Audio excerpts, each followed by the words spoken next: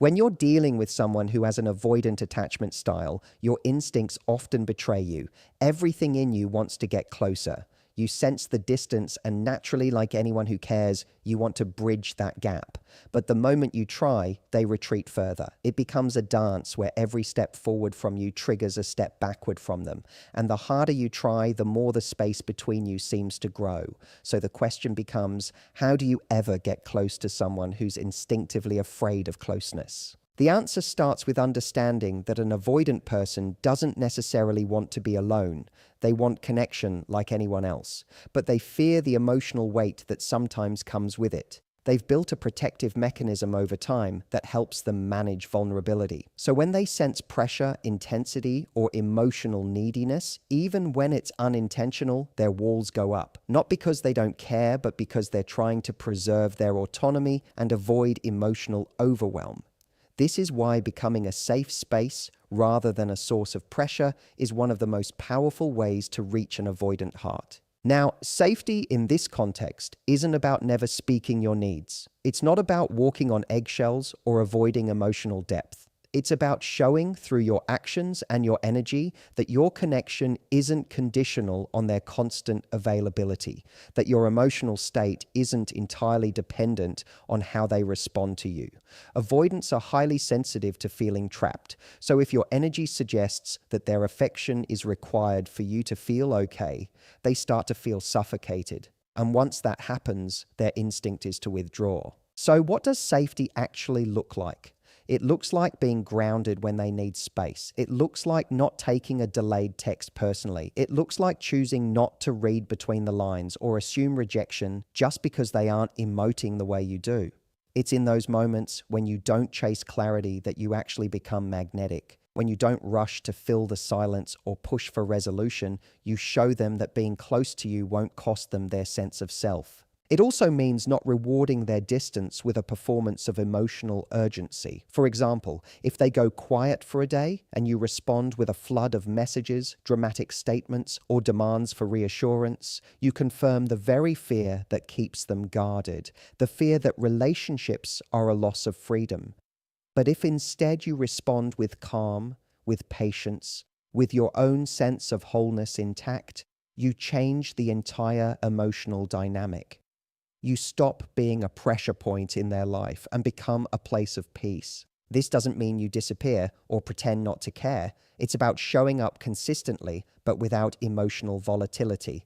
It's the ability to maintain connection without trying to force intimacy. Maybe you send a thoughtful message without the expectation of an immediate reply. Maybe you listen more and fix less. Maybe you resist the urge to define every moment or analyze every interaction. You show that closeness with you feels like a choice, not an obligation. That your interest is real, but not needy. This subtle shift in energy builds trust. Because when you can stay centered regardless of their emotional rhythm, you show them something different. You show them that connection can coexist with space. That love doesn't always come with chaos. That being known doesn't have to mean being consumed. And the moment they start to feel that, even if they can't articulate it, they begin to feel safe.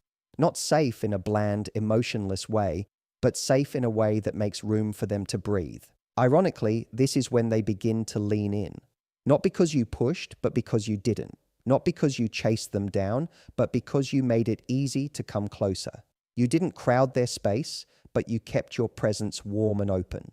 You held a steady emotional tone, and that steadiness became something they could trust. Something they could relax into, something that started to feel different than what they've known before. In a world where people often push harder when they feel disconnected, your calm becomes noticeable, your energy becomes rare, and rare becomes attractive. You're not avoiding the truth, but you're not trying to control the pace. You're not abandoning your needs, but you're not handing them over for validation.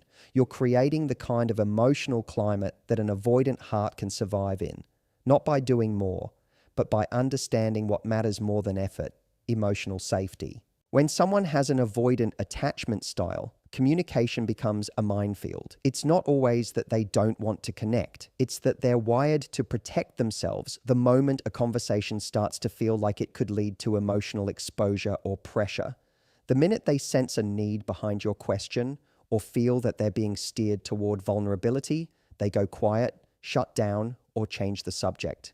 So the way you communicate makes all the difference in whether that person feels safe enough to open up or whether they brace themselves to protect what little emotional space they feel they still have. The key is approaching communication with genuine curiosity instead of control. When people feel like you're trying to direct their emotional experience, they instinctively put up walls. That could look like asking questions that are really just disguised attempts to get reassurance, such as, "Why didn't you text me back?" or "Are you even into this?" These may feel like honest questions in the moment, but they're usually perceived as cornering. What you're actually saying is, "You're not meeting my emotional needs, and I need you to fix it right now." To someone who's avoidant, this kind of conversation sets off every internal alarm they have. They're not hearing a request for connection. They're hearing a threat to their autonomy. Instead, what builds connection is the kind of communication that doesn't demand an immediate emotional return. It's the difference between interrogating and inviting. When you communicate from a place of curiosity, you're not trying to get them to validate you. You're trying to understand them. Not because you're fishing for answers that confirm they care, but because you're genuinely interested in how they see the world, how they process things, how they experience emotions. You're not asking questions to get closer in the next 5 minutes. You're asking questions because you're invested in who they are, even if that means the conversation doesn't land on a perfect, heartwarming conclusion. There's a way to ask things that make someone feel like they still have agency. Instead of asking, "Why are you being distant?" you might say something like, "How do you usually deal with things when you're stressed?" This shifts the focus away from accusation and places it on their internal world. You're not forcing them to explain their behavior in relation to you. You're inviting them to share something about how they operate. That's a completely different emotional request. It feels lighter, safer, and more respectful of their space. Avoidants are hyper-aware of emotional expectations. They often grew up in environments where expressing vulnerability was either unsafe or discouraged. So now, as adults, they associate emotional depth with danger, or at the very least, discomfort. That means the moment a conversation feels emotionally loaded, they start scanning for an exit. But when you approach them without an agenda, when you ask something without needing a particular answer, you give them permission to open up at their own pace. That's where the real connection starts to build. It's also important to pay attention to your energy when you communicate. People can feel when you're trying to steer the conversation toward intimacy too quickly. They can sense when a casual question is actually laced with emotional urgency. Your tone, your body language, even the speed of your speech. It all communicates whether this moment is safe or whether there's something brewing under the surface. The more relaxed you are, the more relaxed they can be. The more centered you stay, the less they feel like they're being pulled into something they can't control. Another subtle but powerful thing you can do is to share from your side without making it a test. You might open up about something personal, not as a way to provoke a response, but simply as a way to let them see more of you. You're not saying, "Now it's your turn." You're saying, "Here's a window into my world, and you're welcome to step in if you want." That kind of openness, without strings attached, is disarming. It creates a space where someone doesn't feel like they're being watched for how they react. They feel like they're being invited, not evaluated. The paradox here is that the more you try to control emotional closeness, the less likely you are to get it. But when you remove control from the equation and replace it with presence, patience, and real curiosity, you begin to create the kind of dialogue that avoidant people can actually stay in. You're not chasing an emotional high, and you're not using communication as a means to soothe insecurity. You're letting the connection build slowly on their terms as well as yours. That's the sweet spot where they don't feel like they're being pulled too fast or pushed too hard. It's where their nervous system can settle and their emotional defenses can slowly come down on their own. Reaching someone with an avoidant attachment style starts with recognizing that they are often on high alert for any sign that they will be emotionally burdened or expected to carry more than they're ready for. Many avoidants have spent years believing that intimacy comes at the cost of freedom. When they sense that someone is getting too close too fast, or when they feel emotionally responsible for someone else's happiness, their instinct is to withdraw. not necessarily because they want to leave, but because they're trying to preserve their internal balance. In this dynamic, it's easy to fall into the trap of overgiving. You start to do more, give more, sacrifice more, thinking that if you just love harder, they'll feel safe enough to stay. But that path often leads to resentment, confusion, and burnout. The key is learning to lead with self-respect, not self-sacrifice. Self-respect is the quiet power in any relationship. It's not about being cold or distant, and it's not about playing games. It's about honoring your emotional well-being and maintaining your standards, even when someone else is struggling to meet you halfway. When you're dealing with someone avoidant, the most magnetic thing you can do is stay grounded in your own value. Not in a performative way, but in a deeply authentic way. That means knowing what you deserve in a connection and refusing to chip away at those expectations just to keep the other person close. Avoidants tend to test the emotional waters not by asking for reassurance, but by seeing how much space they can take without losing you. They're watching to see if you'll still be there when they pull back. And this is where many people start giving up pieces of themselves, making excuses for inconsistent behavior, tolerating long silences, tiptoeing around difficult conversations, all in the name of being patient or understanding. But what begins as empathy can slowly morph into self-abandonment. You begin to edit yourself in hopes that they'll finally feel comfortable enough to open up. The problem is, when your love starts to look like self-erasure, you no longer feel seen or respected in the relationship. You're present, but you're not whole. Leading with self-respect means drawing a line between being available and being overly accommodating. It means you can be kind without shrinking. You can be compassionate without becoming emotionally dependent on their progress. You don't chase their affection and you don't beg for breadcrumbs of intimacy. Instead, you communicate with clarity. You show that while you care, you're not willing to lose yourself in the process of trying to reach them. This creates a dynamic where your presence is a choice, not a consequence of desperation or fear of loss. It also means recognizing when you're offering emotional labor that hasn't been asked for. Sometimes, in an effort to prove how safe or loving you are, you start anticipating their needs, trying to soothe their discomfort before they even express it. You walk around their emotional edges, hoping that your gentleness will be enough to convince them to let you in. But real connection isn't about convincing. It's about meeting each other from a place of mutual readiness. When you lead with self-respect, you stop trying to rescue them from their discomfort. You understand that it's not your job to manage their fear of intimacy. You can offer support, but you can't do their emotional work for them. In practical terms, this might look like choosing not to follow up after every unreturned message. It might mean resisting the urge to explain yourself endlessly when they seem emotionally checked out. It means staying aware of your own emotional boundaries and not giving so much of yourself that there's nothing left for you. It's knowing the difference between empathy and overextension. You stop trying to earn love through sacrifice and instead show that real love includes honoring your own emotional bandwidth. This kind of presence has a different energy. You're not chasing, but you're not disconnected either. You're simply rooted in your own emotional clarity. You're not trying to become someone they'll finally feel safe with. You're being someone who is already emotionally safe for yourself. And from that space, you're able to engage in the relationship without losing yourself. You're not waiting for their affection to feel worthy.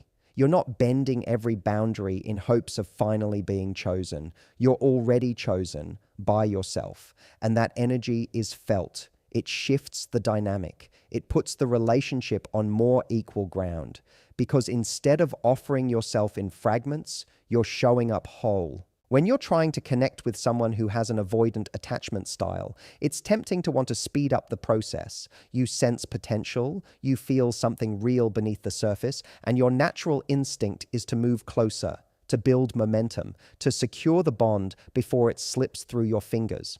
But what often feels like progress to you can feel like pressure to them.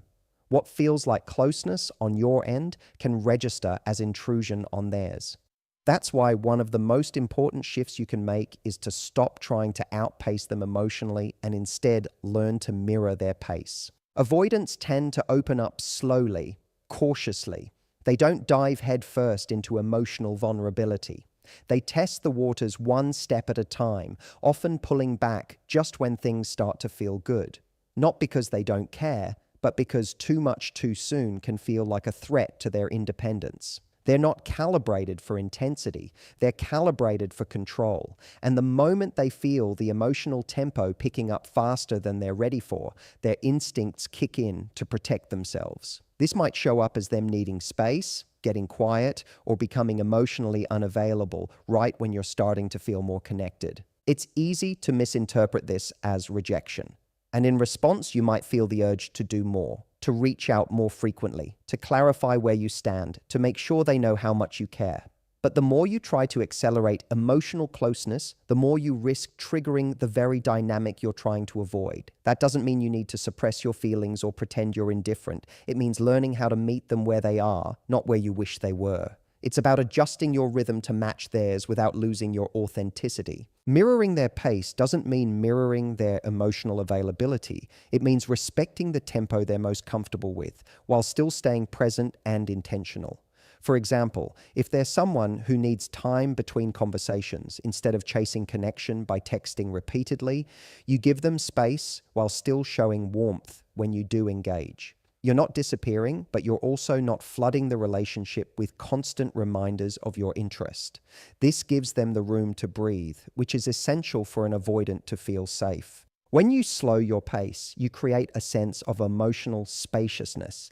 This space allows them to step forward on their own terms. You're not forcing them into deeper intimacy.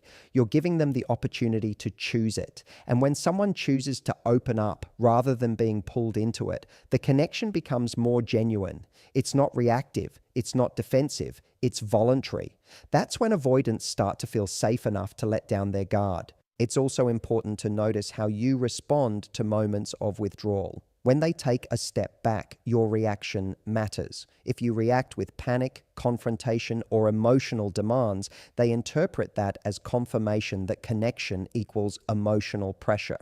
But if you stay centered, if you respond with calm, if you don't chase, if you remain emotionally anchored, they start to associate your presence with peace, not pressure.